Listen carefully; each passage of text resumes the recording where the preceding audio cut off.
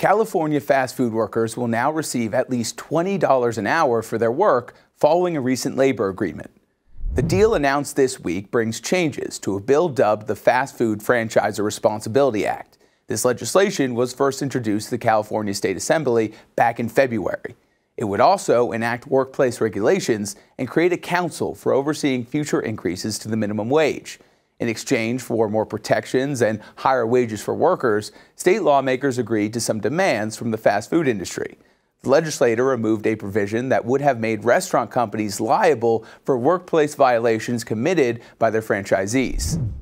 Union members praised the bill for bringing, quote, much-needed improvements to the workplace. Meanwhile, officials with the National Restaurant Association also backed the legislation, saying it, quote, protects local restaurant owners from significant threats that would have made it difficult to continue to operate in California. California passed a similar bill last year, which Governor Gavin Newsom signed into law before it was met with opposition from restaurants and business interest groups.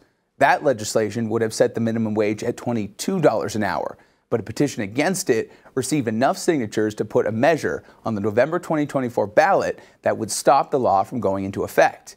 It's a tactic that other business groups in California have used to block legislation they oppose.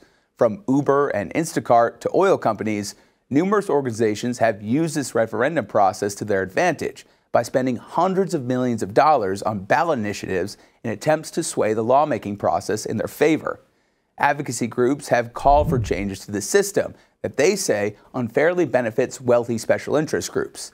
In response, Governor Newsom signed legislation earlier this month that aims to simplify the referendum process. As for the outstanding referendum to block the previously passed $22 minimum wage, restaurant companies will have to withdraw that 2024 ballot measure in order for this latest revised deal on a $20 minimum wage to move forward.